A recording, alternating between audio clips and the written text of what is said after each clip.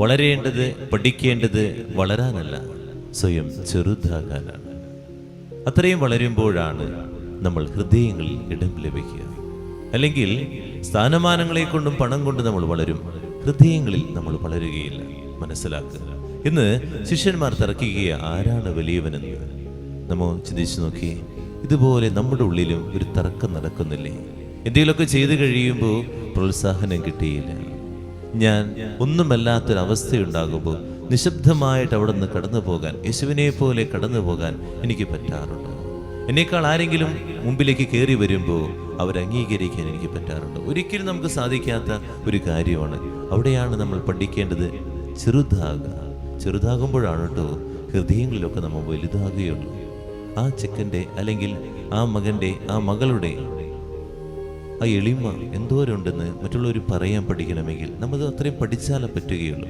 ഒരു വലിയ മരം, ആ മരം എന്തോരം വളരും തോറും അതിൻ്റെ വേരുകൾ ആഴത്തിലേക്ക് ഇങ്ങനെ താഴ്ന്നിറങ്ങിക്കൊണ്ടിരിക്കും. ഇതുപോലെയാ മനുഷ്യ എത്ര വളർന്നാലും നമ്മൾ ഇറങ്ങണം. ചെറുതാകുമ്പോഴാണ്, വേര് താഴത്തേക്ക് ഇങ്ങനെ ചെറുതാകുമ്പോഴാണ്, ഇറങ്ങുമ്പോഴാണ് നമ്മളൊക്കെ മറ്റുള്ള ഹൃദയങ്ങളിലേക്ക് ഇടം കിട്ടുള്ളൂ. അല്ലെങ്കിൽ ഈ വളർച്ച അനുസരിച്ച് ഇങ്ങനെ അഹങ്കരിച്ച് നണ്ടല്ലോ, ഒരു കാറ്റ് മതി, അല്ലെങ്കിൽ ഒരു പേമാരി മതി, കിടക്കണം. എല്ലാം വീണുമ്പോൾ ആരും നമുക്ക് കൂടി ഉണ്ടാക്കില്ല കേട്ടോ. മറ്റുള്ളവർ ചിരിക്കും, അതല്ല അഹങ്കാരം.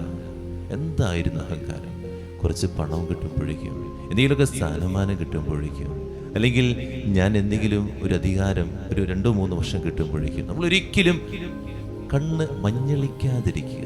അതൊരു വാക്കാണ് നമ്മൾ മനസ്സിലാക്കുക. കണ്ണ് മഞ്ഞളിക്കുക, ഞാൻ എന്തോ ആണെന്ന ചിന്ത, അത് നമ്മുടെ ജീവിതത്തിൽ ഉണ്ടാകാതിരിക്കട്ടെ.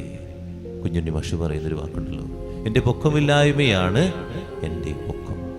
അതുകൊണ്ട് സ്വയം എളിമപ്പെടാൻ നമുക്ക് പരിശ്രമിക്കാൻ സാധിക്കട്ടെ.